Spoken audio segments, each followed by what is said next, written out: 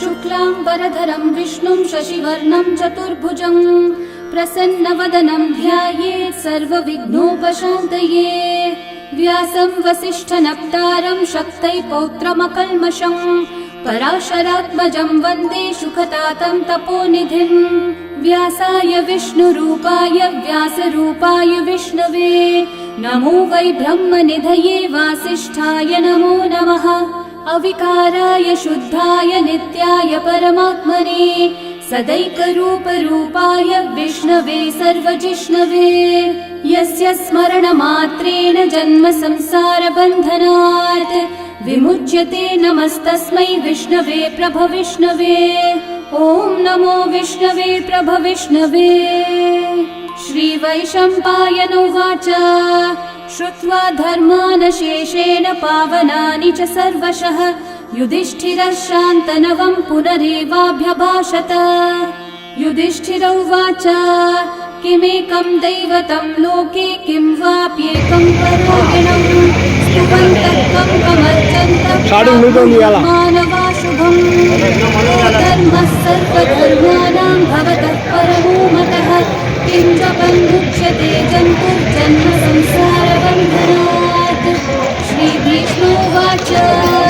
जगत्प्रभुं देवदेवम् अनन्तं पुरुषोत्तमं स्तुवन्नामस्सहस्रेण पुरुषकेततोत्थितः तमेव चार्चयन् नित्यं भक्त्या पुरुषं व्यव्ययम्। ध्यायन् स्तुवन्नमस्यं च यजमानस्त्वमेव च अनादिनिधनं विष्णुं सर्वलोकमहेश्वरं लोकाध्यक्षं स्तुवन्नित्यं सर्वदुःखातिदो भवेत्। ब्रह्मण्यं सर्वधर्मज्ञं लोकानां कीर्तिवर्धनं लोकनाथं महद्भूतं सर्वभूतभोगभवम्। एष मे सर्वधर्माणां धर्मोऽधिकतमो मतः यद्भक्त्या पुण्डरीकाक्षं सवैरक्षेत् नरः सदा। परमं यो महत्तेजः परमं यो महत्तपः परमं यो महद्ब्रह्म परमं यः परायणम्।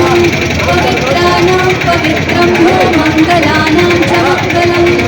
देवतं देवतानां च भूतानां यो जयः पिता यतः सर्वाणि भूतानि भवन्त्यादिर्भागवे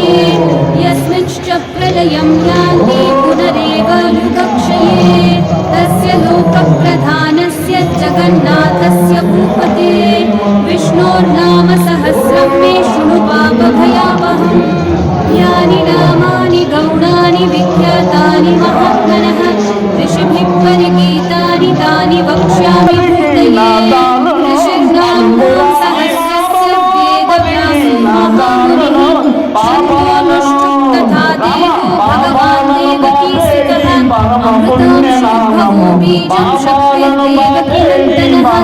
त्रिसामाहृदयं तस्य शान्त्यर्थे विनियुज्यते।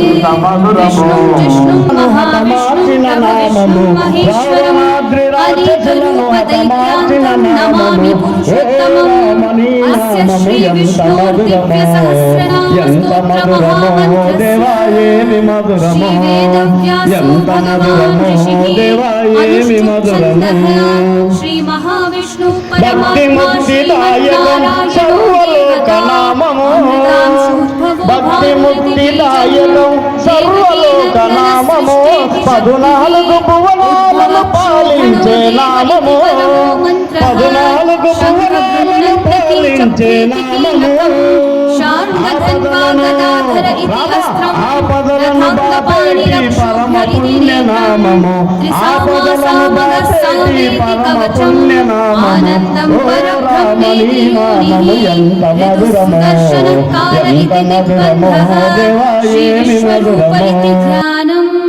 श्री महाविष्णु प्रीत्यर्थे सहस्रनाम जपे विनियोगः।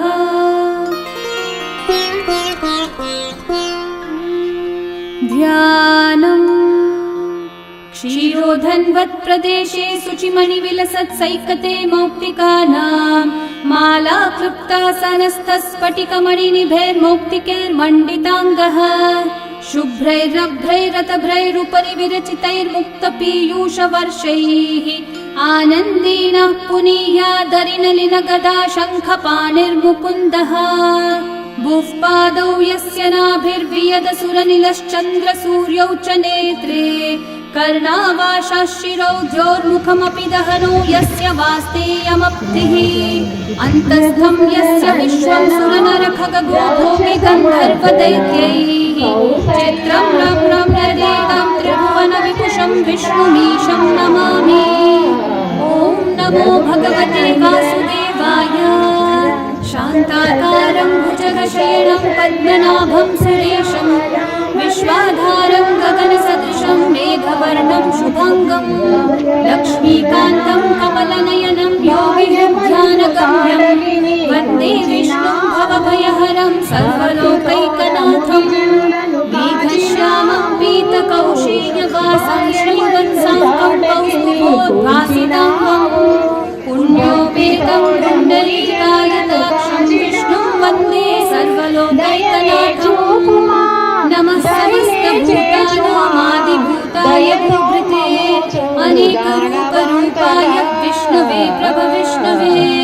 सशङ्खचक्रं सकिरीटकुण्डलं सपीतवस्त्रं सरसीभूषणं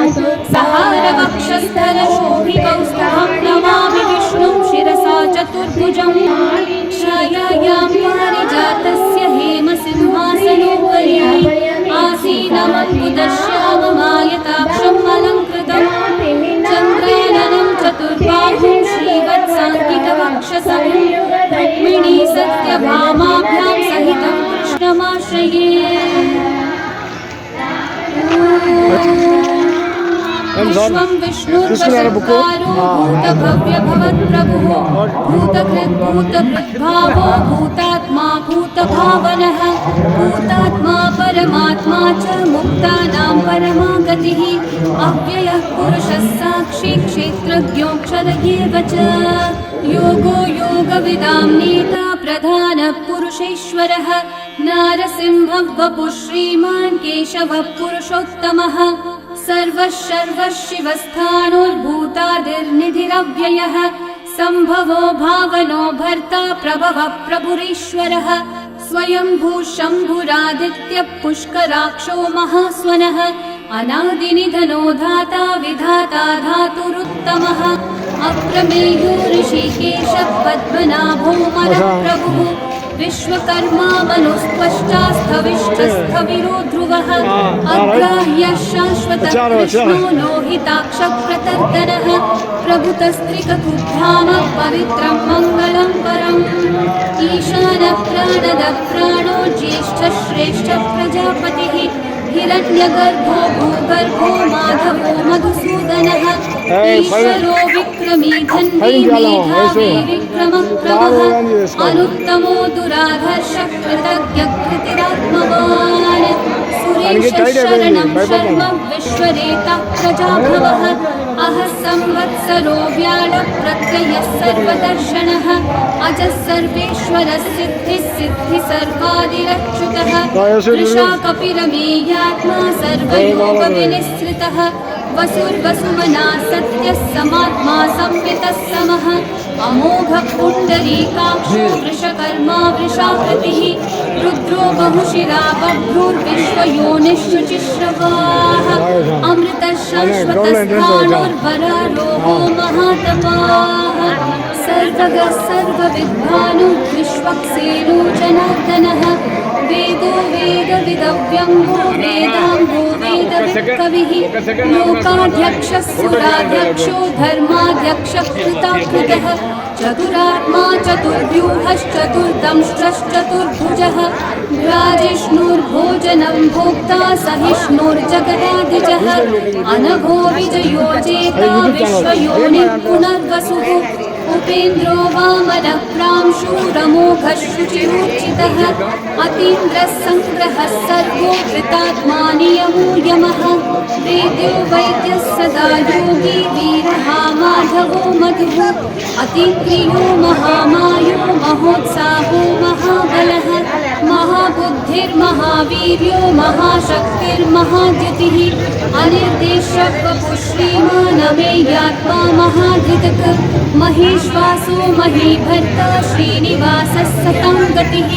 अनिरुद्धः सुरानन्दो गोविन्दो गोविदाम्पतिः मरीचिर्दमनोहंसः सुपर्णो भुजगोत्तमः हिरण्यनाभः सुतपः पद्मनाभः प्रजापतिः अमृत्युः सर्वदृक्सिंहः सन्धाता सन्धिमान् स्थिरः अजो दुर्मशनः शास्ता विश्रुतात्मा सुरारिः गुरुर्गुरुतमो धाम सत्यः सत्यः पराक्रमः निमिषो निमिषस्रग्वीवाचस्पतिरुदारधीः अग्रणीर्ग्रामणी श्रीमान् न्यायो नेता समीरणः सहस्रमूर्धा विश्वात्मा सहस्राक्षः सहस्रपात् आवर्तनो निवृत्तात्मा संवृतः सम्प्रमर्दनः अहः संवर्तको वह्नि अनिरोधरणीधरः सुप्रसादः प्रसन्नात्मा विश्वभुग्विभुः सत्कर्ता सत्कृतः साधुर्जन्योर्नारायणो नरः असङ्ख्येयो प्रमेयात्मा विशिष्टः शिष्टकृच्छुचिः सिद्धार्थः सिद्धसङ्कल्पः सिद्धिरः सिद्धिसाधनः वृषाही वृषभो विष्णुर्वृषपर्वा वृषोदरः वर्धनो वर्धमानश्च विविक्तः श्रुतिसागरः सुभुजो दुर्धरो वाग्मी महेन्द्रो वसुदो वसुः नैकरूपो बृहद्रूपः शिपिविष्टप्रकाशनः ओजस्तेजो द्युतिधरः प्रकाशात्मा प्रतापनः ऋद्धस्पष्टाक्षरो मन्त्रश्चन्द्रांशोर्भास्करद्युतिः अमृतांशोद्भवो भानुः शशबिन्दुः सुरेश्वरः औषधं जगतः सेतुः सत्यधर्मपराक्रमः भूतभव्यभवन्नाथः पवनः पावनो नलः कामः कामकृत्कान्तः कामः कामप्रदः प्रभुः युगादिकृद्युगावर्तो नैकमायो महाशनः अदृश्यो व्यक्तरूपश्च सहस्रजिदनन्तजित् इष्टो विशिष्टशिष्टेष्ठः शिखण्डी नहुषो वृषः क्रोधः क्रोधकृत्कर्ता विश्वबाहुर्महीधरः अच्युतप्रथितः प्राणः प्राणदो वासवानुजः अपान् विधिरधिष्ठानम् अप्रमत्तः प्रतिष्ठितः स्कन्दधरो धुर्यो वरदो वायुवाहनः वासुदेवो बृहद्भानुरादिदेवः पुरन्दरः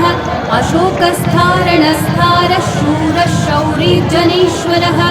अनुकूलः शतावर्तः पद्मी पद्मनिभीक्षणः पद्मनाभोरविन्दाक्षः पद्मगर्भः शरीरभृत् महद्धीर्दो वृद्धात्मा महाक्षोभध्वजः अतुलः शरभो भीमः समयज्ञो हविर्हरिः सर्वलक्षणलक्षण्यो लक्ष्मीवान् समितिञ्जयः विक्षरो रोहितो मार्गो हेतुर्दामोदरः सहः महीधरो महाभागो वेगवानमिताशनः उद्भवक्षोभणो देवः श्रीगर्भः परमेश्वरः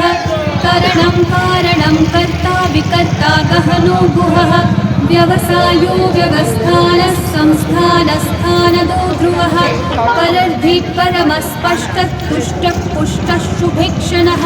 रामो विरतो मार्गो नेयो नयोनयः वीरशक्तिमतां श्रेष्ठा धर्मो धर्मविदुत्तमः वैकुण्ठः पुरुषः प्राणः प्राणदः प्रणवपृथुः हिरण्यगर्भः शत्रुघ्नो व्याप्तो वायुरधोक्षजः ऋतुः सुदर्शनः कालः परमेष्ठी परिग्रहः उग्रः संवत्सरो दक्षो विश्रामो विश्वदक्षिणः विस्तारस्थावरस्थाणु प्रमाणं बीजमव्ययम् अर्थोऽनर्थो महाकोशो महाभोगो महाधनः अनिर्विण्णस्थविष्ठो भूर्धर्मयूपो महामखः नक्षत्रनेमिर्नक्षत्री क्षामः क्षामः समीहनः यज्ञयुज्यो महेभ्यश्च क्रतुः सत्रं सतां गतिः सर्वदर्शी विमुक्तात्मा सर्वज्ञो ज्ञानमुत्तमम् सुहृतः सुमुखः सूक्ष्मः सुघोषः सुखदः सुहृत् मनोहरो जितक्रोधो वीरबाहुर्विदारणः स्वापनस्ववशो व्यापी नैकात्मा नैककर्मकृत् वत्सरो वत्सलो वत्सी रत्नगर्भो धनीश्वरः धर्मकृद्धर्मी सदसक्षरमक्षरम् अविज्ञाता सहस्रांशुर्विधाता कृतलक्षणः गभस्तिनेमि सत्त्वस्थः सिंहो भूतमहेश्वरः आदिदेवो महादेवो देवेशो देवभृद्गुरुः उत्तरो गोपतिर्भोक्ता ज्ञानगम्यः पुरातनः शरीरभूतभृद्भोक्ता कपीन्द्रो भूरि दक्षिणः सोमपो मृतपः सोमः पुरुजित्पुरुसत्तमः विनयोजयः सत्यसन्धो दाशारः सात्वतां पतिः जीवो विनयिता साक्षी मुकुन्दोमितविक्रमः अम्भो निधिरनन्तात्मा महोदधिशयोऽन्तकः अजो महार्हः स्वाभाव्यो जिता मित्रप्रमोदनः आनन्दो नन्दनो नन्दः सत्यधर्मा त्रिविक्रमः महर्षि कपिलाचार्य कृतज्ञो मेदिनीपतिः त्रिपदस्त्रिदशाध्यक्षो महाशृङ्गकृतान्तकृत् महावराहो गोविन्दः सुषेणः कनकाङ्गदी गुह्यो गभीरो गहनो गुप्तश्चक्रगदाधरः वेधास्वाङ्गोचितः कृष्णो दृढसङ्कर्षणोच्युतः वरुणो वारुणो वृक्षः पुष्कराक्षो महामनाः भगवान् भगहानन्दी वनमाली हलायुधः आदित्यो ज्योतिरादित्यः सहिष्णुर्गतिसत्तमः सुधन्वाखण्डपरशुर्दारुणो द्रविणप्रदः दिवस्पृक् सर्वदृग्व्यासो वाचस्पतिरयो निजः त्रिसामासामगः सामन्निर्वाणं भेषजं भिषक् सन्न्यासकृच्छमः शान्तो निष्ठा शान्तिपरायणम् शुभाङ्गः शान्तिदः सृष्टा कुमुदः कुवलेशयः गोहितो गोपतिर्गोप्ता वृषभाक्षो वृषप्रियः अनिवर्ती निवृत्तात्मा संक्षेप्ताक्षेमकृच्छिवः श्रीवत्सवक्षा श्रीवासः श्रीपतिः श्रीमतांवरः श्रीधः श्रीशः श्रीनिवासः श्रीनिधिः श्रीविभावनः श्रीधरः श्रीकरः श्रेयः श्रीमान् लोकत्रयाश्रयः स्वक्षः स्वङ्गः शतानन्दो नन्दिर्ज्योतिर्गणेश्वरः विजितात्मा विधेयात्मा सत्कीर्तिश्चिन्न संशयः उदीर्णः सर्वतश्चक्षुरनीशः शाश्वतस्थिरः भूषयो भूषणो भूतिर्विशोकः शोकनाशनः अर्चिष्मान् अर्चितः कुम्भो विशुद्धात्मा विशोधनः अनिरुद्धो प्रतिरथः प्रद्युम्नोमितविक्रमः कालनेमी निहावीरः शौरी शूरजनेश्वरः त्रिलोकात्मा त्रिलोकेशः केशवः केशिहा हरिः कामदेवः कामपालः कामी कान्तकृतागमः अनिर्देश्य वपुर्विष्णु वीरोऽनन्तो धनञ्जयः ब्रह्मण्यो ब्रह्मकृद् ब्रह्मा ब्रह्म ब्रह्मविवर्धनः ब्रह्मविद् ब्राह्मणो ब्रह्मी ब्रह्मज्ञो ब्राह्मणप्रियः महाकर्मो महाकर्मा महातेजा महोरगः महाक्रतुर्महायज्वा महायज्ञो महाहरिः स्तव्यस्तव प्रियस्तोत्रं स्तुतिस्तोतारणप्रियः पूर्णपूरयिता पुण्यकीर्तिरणामयः मनोजवस्तीर्थकरो वसुरेता वसुप्रदः वसुप्रदो वासुदेवो वसुर्वसुमदाहविः सद्गति सत्कृति सत्ता सद्भूति सत्परायणः शूरसेनो यदुश्रेष्ठः सन्निवासस्तुयामुनः भूता वासो वासुदेवः सर्वासु निलनूतनः दर्पः दर्पदो धृप्तो दुर्धरोधा पराजितः विश्वमूर्तिर्महामूर्तिर्दीप्तमूर्तिरमूर्तिमान् अनेकमूर्तिरव्यक्तः शतमूर्तिशताननः एकोनैकः स वक्तः किं यतत्पदमनुत्तमम् लोकबन्धुर्लोकनाथो माधवो भक्तवत्सलः सुवर्णवर्णो हेमाङ्गो वराङ्गश्चन्दनाङ्गदी वीरः विषमशून्यो धृताशीलशलश्चलः अमानीवानदो मान्यो लोकस्वामी त्रिलोकधृक् सुमेधामेधजो धन्यः सत्यमेधाधराधरः तेजो वृषोद्युतिधरः सर्वशस्त्रभृताम्बरः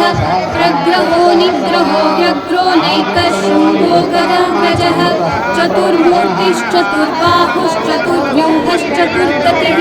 चतुरात्मा चतुर्भागश्चतुर्वेदविदेकपात् समावर्तो निर्वृत्तात्मा दुर्जयो दुरतिक्रमः दुर्लभो दुर्गमो दुर्गो दुरावासो दुरारिहा शुभाङ्गो लोकसारङ्गः सुतन्तुस्तन्तुवर्धनः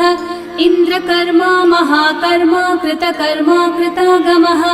उद्भवः सुन्दर सुन्दो रत्ननाभः सुलोचनः अर्को वाजस्सनः शृङ्गी जयन्तः सर्वविजयी सुवर्णबिन्दुरक्षोभ्यः सर्ववागीश्वरेश्वरः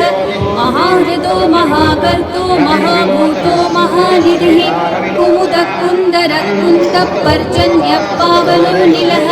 अमृताशोऽमृतवपुः सर्वज्ञः सर्वतोमुखः सुलभः सुकृतः सिद्धः शत्रुजिच्छत्रुतापनः व्यघ्रोधोदम्बरोऽश्वत्थश्चाणूरान्ध्रनिषूदनः सहस्रार्चिः सप्तजिह्वा सप्तैधा सप्तवाहनः अमूर्तिरनघोचिन्त्यो भयकृद्भयनाशनः अनुबृहद्कुशस्थूलो गुणवृद्धिर्गुणो महान् अधृतस्वधृतस्वास्य प्राग्वंशो वंशवर्धनः भारभृत्कथितो योगी योगीशः सर्वकामदः आश्रमश्रवणश्रामः सुपर्णो वायुवाहनः धनुर्धरो धनुर्वेदो दण्डो दमयिता दमः अपराजितः सर्वसहो नियन्ता नियमो यमः सत्त्ववान् सात्विकः सत्यः सत्यधर्मपरायणः अभिप्रायप्रियार्होढः प्रियकृत्प्रतिवर्धनः विहाय सगतिर्ज्योतिः सुरचिर्हुतभुक्त्रिभुः रविर्विलोचनः सूर्यः सविता रविलोचनः अनन्तो हुतभुग्भोक्ता सुखदो नैकजोग्रजः अनिर्विण्णः सदा मर्षि लोकाधिष्ठानमद्भुतः सनात् सनातनतमः कपिलः कपिलव्ययः स्वस्तिदः स्वस्तिदः स्वस्ति स्वस्तिः स्वस्ति दक्षिणः अरौद्रः कुण्डली चक्री विक्रम योजितशासनः शब्दातिकः शब्दसः शिशिरः शर्वरीकरः अक्रूरः केशलो दक्षो दक्षिणक्षमिनाम्बरः विद्वत्तमो वीतभयः पुण्यश्रवणकीर्तनः उत्तारणो दुष्कृतिः पुण्यो दुःस्वप्ननाशनः वीरः रक्षणः सन्नो जीवनः पर्यवस्थितः अनन्तरूपोऽनन्तश्रीर्जितमन्योभयावहः चतुर्दशो गभीरात्मा विदिशो व्यादिशो दिशः अनादिर्भूभुवो लक्ष्मीर्वियो रुचिरङ्गदः जननो जनजन्मादिर्भीमो भीमपराक्रमः आधारनिलयो धाता पुष्पहासप्रजागरः ऊर्ध्वगः सत्पथाचारः प्राणदः प्रणवः प्रमाणं प्राणनिलयं प्राण